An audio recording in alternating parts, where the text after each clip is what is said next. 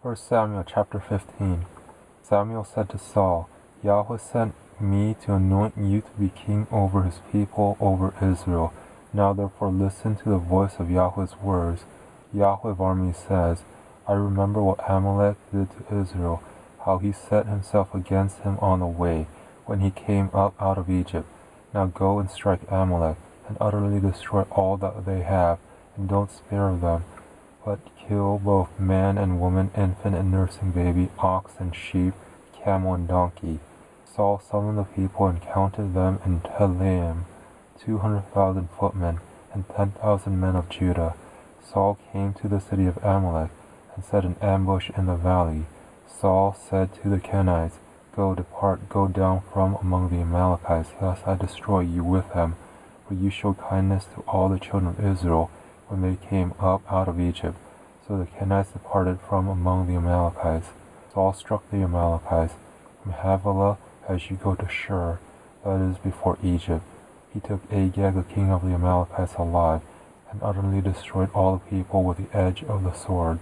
But Saul and the people spared Agag, and the best of the sheep, of the cattle, and of the fat calves, and the lambs, and all that was good, and were not willing to utterly destroy them, but everything that was vile and refuse, that they destroyed utterly. Then Yahweh's word came to Samuel, saying, It grieves me that I have set up Saul to be king, for he has turned back from following me, and has not performed my commandments. Samuel was angry, and he cried to Yahweh all night. Samuel rose early to meet Saul in the morning, and Samuel was told, saying, Saul came to Carmel, and behold, he set up a monument for himself, and turned, and passed on, and went down to Gilgal. Samuel came to Saul, and Saul said to him, You are blessed by Yahweh. I have performed the commandment of Yahweh. Samuel said, Then what does this bleating of the sheep in my ears, and the lowing of the cattle which I hear mean? Saul said, They have brought them from the Amalekites, for the people spare the best of the sheep and of the cattle, to sacrifice to Yahweh your Elohim. We have utterly destroyed the rest. And Samuel said to Saul, Stay, and I will tell you what Yahweh said to me last night. He said to him, Say on. Samuel said, Though you are little in your own sight, weren't you made the head of the tribes of Israel? Yahweh anointed you king over Israel, and Yahweh sent you on a journey and said, Go and utterly destroy the sinners, the Amalekites, and fight against them until they are consumed. Why then didn't you obey Yahweh's voice, but took the plunder, and did that which was evil in Yahweh's sight? Saul said to Samuel, But I have obeyed Yahweh's voice, and have gone the way which Yahweh sent me, and have brought Agag, the king of Amalek, and have utterly destroyed the Amalekites. But the people took of the plunder sheep and cattle, the chief of the devoted things, to sacrifice to Yahweh your Elohim in Gilgal.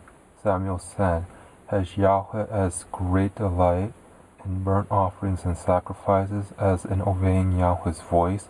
Behold, to obey is better than sacrifice, and to listen than the fat of rams. For rebellion is as the sin of witchcraft, and stubbornness is as idolatry and teraphim. Because you have rejected Yahweh's word, he has also rejected you from being king. Saul said to Samuel, I have sinned, for I have transgressed the commandment of Yahweh and your words, because I feared the people and obeyed their voice. Now therefore please pardon my sin, and turn again with me, that I may worship Yahweh. Samuel said to Saul, I will not return with you, for you have rejected Yahweh's word, and Yahweh has rejected you from being king over Israel. As Samuel turned around to go away, Saul grabbed the skirt of his robe, and it tore. Samuel said to him, Yahweh has torn the kingdom of Israel from you today, and has given it to a neighbor of yours who is better than you. Also the strength of Israel will not lie nor repent, for he is not a man, that he should repent.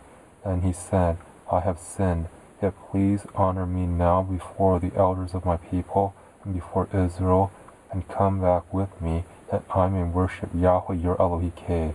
So Samuel went back with Saul, and Saul worshipped Yahweh. Then Samuel said, Bring Agag the king of the Amalekites here to me. Agag came to him cheerfully. Agag said, Surely the bitterness of death is past. Samuel said, As your sword has made women childless, so your mother will be childless among women. Then Samuel cut Agag in pieces before Yahweh in Gilgal. Then Samuel went to Ramah, and Saul went up to his house to Gibeah of Saul. Samuel came no more to see Saul until the day of his death, for Samuel mourned for Saul, and Yahweh grieved that he had made Saul king over Israel.